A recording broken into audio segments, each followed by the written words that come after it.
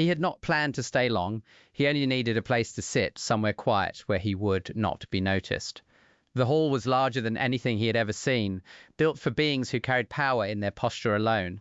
Every seat was filled with figures who looked like they belonged. He did not. He stood near the entrance, holding his bag close, pretending to check something on his device while scanning the room. His eyes moved from row to row, hoping to find one empty seat. Just one. It didn't need to be close. It didn't need to matter. He only wanted to exist without being seen. The air felt heavy, like everyone inside understood the rules without needing them spoken. He could tell that seats meant rank, position meant importance. Sitting in the wrong place could send the wrong message. That thought made his chest tight. He spotted a space near the edge of the chamber and took a slow step forward, then another. His heart beat faster, not because of fear, but because of the pressure of being surrounded by eyes that never blinked. He reminded himself that he was nobody. Nobody notices nobody. That was when the feeling came. Not sound, not movement, just awareness. As if the room itself had shifted its focus. He stopped walking. He didn't look toward the throne at the center of the hall. He already knew who sat there. Everyone did. The Alien Empress was impossible to ignore, even when she was still. Power wrapped around her like gravity. He told himself not to stare. He turned slightly, ready to retreat and leave altogether. That was when a hand closed around his. It was firm. Certain, not rough, but unyielding. The room went silent. He froze, his breath caught halfway in. Slowly he looked down and then up, following the arm to its owner. The Empress had not risen. She had not raised her voice. She only held his hand as if it was the most natural thing in the world. Her eyes met his. Calm, focused, expecting nothing and everything at the same time. "You're sitting with me," she said. Her voice carried, not because it was loud, but because it did not need to be. He did not answer. He couldn't. His thoughts raced, but his body refused to move. Every instinct told him this moment was dangerous. Not violent, just irreversible. Around them, he felt the shift. Shock, disbelief, quiet anger. He understood none of it fully, but he understood enough to know this was wrong in ways he could not yet explain. The Empress did not tighten her grip. She did not pull. She simply waited. With shaking legs, he stepped forward. The seat beside her felt unreal, like it belonged to a different life. As he sat, the weight of the room pressed down on him. He had only been looking for an empty seat. Instead, he had been chosen. He sat still, afraid that even breathing the wrong way might draw more attention. The seat felt too close to her, too important for someone like him. His hands rested on his knees, fingers tight, knuckles pale. Around them, the room slowly came back to life, but it was not the same. Whispers moved through the hall like a low wind. Some faces turned away quickly. Others stared without shame. He could feel judgment pressing from every direction, heavy and cold. No one spoke openly, but everyone noticed. The Empress faced forward, her posture relaxed as if nothing unusual had happened. She released his hand, not because she had to, but because she chose to. That small detail stayed with him. Everything she did felt intentional. He wondered if he should say something. An apology, maybe, or a thank you. But the words stayed trapped in his throat. He did not know the rules here. He did not know what was allowed. The gathering continued. Voices rose and fell. Decisions were discussed that he barely understood. He caught fragments about borders, trade paths, and old conflicts. It all sounded distant, like noise heard through a wall. What mattered was the way the room reacted to him sitting there. More than once, someone glanced at him with open dislike. Others looked confused, as if trying to solve a puzzle that made no sense. A few looked afraid. He leaned slightly toward the Empress, careful not to touch her. In a quiet voice meant only for her, he finally spoke. "I can move," he said. "I didn't mean to cause trouble." She turned her head just enough to look at him. Her expression did not change, but her eyes softened in a way that surprised him. "You are exactly where you should be," she replied. That was all. No explanation, no reassurance, just certainty. He swallowed and nodded, though he did not understand. The feeling that followed was strange. Not comfort, not fear, something in between, like standing on the edge of deep water, unsure whether it would hold him up or pull him under. As time passed, he noticed something else. No one challenged her decision. Not openly. Those with the highest rank spoke carefully now, choosing words with extra care. The space beside her had become untouchable. He realized then that refusing her would not have been brave. It would have been dangerous, not just for him, but for everyone watching. When the session finally ended, people rose from their seats in perfect order. He waited, unsure if he should stand or remain seated. Again, she decided for him. She stood, and he followed. As they walked, the path ahead cleared without a word spoken. He felt exposed, like a symbol he had never agreed to become. Before they reached the exit, she spoke quietly, not looking at him. "You did nothing wrong," she said. "You were chosen." The word echoed in his mind long after they parted. He had only wanted a place to sit. Now, he understood that sitting down had been the first choice he never truly made. After that day, nothing felt normal again. Even simple moments carried weight. When he walked through public halls, conversations stopped. When he entered rooms, eyes followed. He had not gained power, but he had been placed near it, and that was enough to change how others treated him.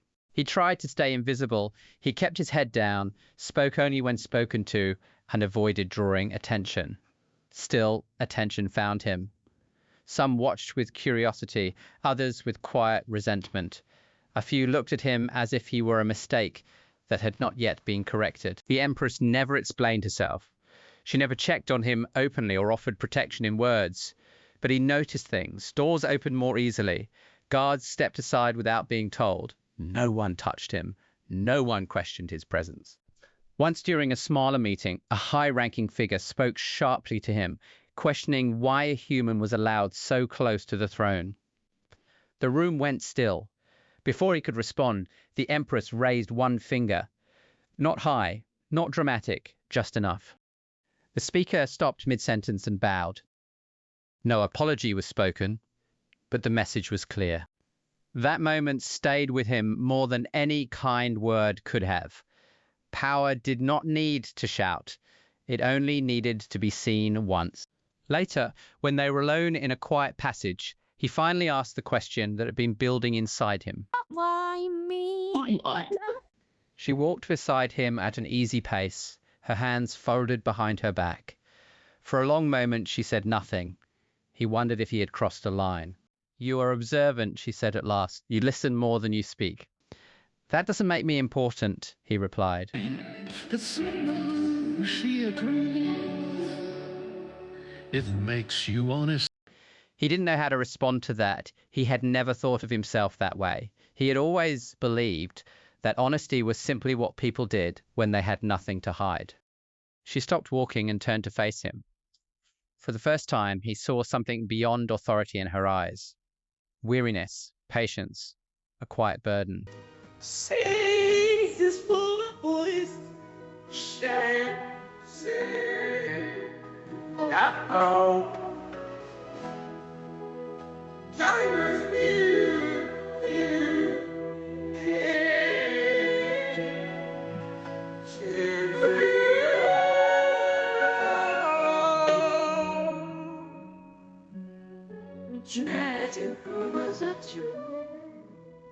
He understood then that she had not chosen him for strength, intelligence, or loyalty. She had chosen him because he was ordinary, because he was not trying to gain anything. In the days that followed, she began to involve him more, asking his thoughts on small matters, not decisions, just impressions, how something felt, how a moment looked from the outside. He answered carefully, honestly, never trying to impress.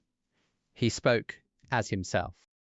Each time, she listened. Slowly, he realized that his role was not to speak for humans, but to remind those in power what it felt like to be small. And that was a responsibility he had never asked for, but could no longer ignore. The attention did not fade. If anything, it sharpened. People watched him more closely now, measuring his words, his reactions. the way he carried himself. He felt like a mirror they were afraid to look into. There were moments when the pressure became almost physical. In crowded corridors, conversations paused as he passed. In private rooms, silence stretched longer than it should. No one threatened him directly, but warning lived in their eyes. One evening, during a quiet gathering meant to finalize routine matters, a test came without warning.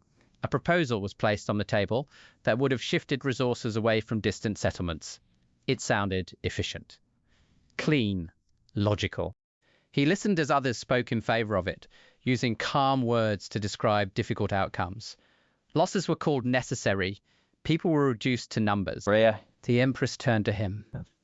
"What do you think?" she asked. The room stiffened. He felt every gaze land on him at once. This was not a casual question. This was a line drawn in the open.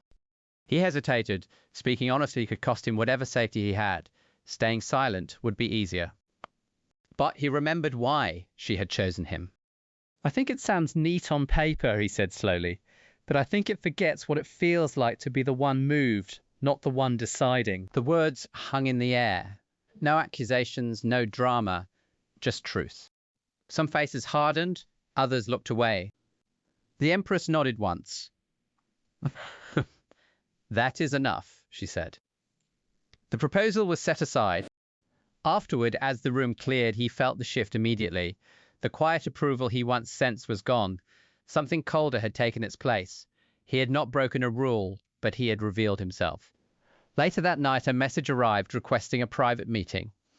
The tone was polite. The intent was not. He went anyway. The room was small, the lighting low. A group waited for him, their expressions controlled. They spoke carefully, praising his courage while questioning his judgment. They warned him, without saying the word, that protection could wear thin. He listened. He did not argue. When they finished, he spoke only once. "I didn't come here to mutter," he said. "I came here to sit." They did not like that answer. When he left, his hands were shaking, but his steps were steady. The next day, he expected distance from the Empress. Instead, she invited him to walk with her. No guards close, no audience. "You chose honesty over comfort," she said. "I didn't know what else to choose," he replied. "That is why you are still here," she said. He understood then that trust was not given freely in that place. It was earned through quiet risk. The seat beside her was no longer just a symbol. It was a responsibility, and he had accepted it the moment he spoke. Tame changed the way people looked at him. Not quickly, not openly, but little by little, the sharp edges softened. The seat beside the Empress was no longer a shock. It became a fact, and facts are harder to fight than moments. He did not grow louder or bolder. If anything, he grew calmer. He learned when to speak and when silence carried more weight. He learned that listening was not weakness here. It was a form of strength most had forgotten. There came a day when the hall filled again, brighter than usual, filled with visitors from distant places. Eyes returned to him, curious once more. He felt the old nerves rise, but they did not control him now. The decision was announced that would change long-standing boundaries, not through force, not through threat, through agreement, the kind that required trust. When the Empress stood to speak, she did not mention him. She did not need to. Her words were measured, careful, human in their tone despite her power. She spoke of balance, of listening, of remembering those who lived with the outcomes. He recognized the echoes of his own words in hers, reshaped and strengthened. After the gathering ended, she stopped beside the seat where it had all begun. For a moment, she rested her hand on its back. "This place has meaning now," she said quietly. He nodded. It already did. I just didn't know it. They walked together toward the exit, not as a spectacle, but as a habit. People moved aside without fear this time. Some even inclined their heads toward him, not in respect, but acknowledgement. Later, alone with his thoughts, he finally understood the truth of what had happened. He had not been chosen to stand above anyone. He had been chosen to sit beside power and remind it to stay grounded. He was still ordinary, still unsure, still human. Since. And that was the point. When his time there eventually ended, it did so quietly. No ceremony, no announcement. He stood from the seat one last time, feeling its weight in memory more than in form. The Empress did not stop him. She did not need to. Some roles are meant to end once they have done their work. As he walked away, he realized something that made him smile. He had come looking for an empty seat because he did not want to matter. He left knowing that sometimes the smallest presence in the right place can change how power listens. If Esther did not remember his name. But it would remember the pause. The moment Thao chose to sit beside someone ordinary and listened.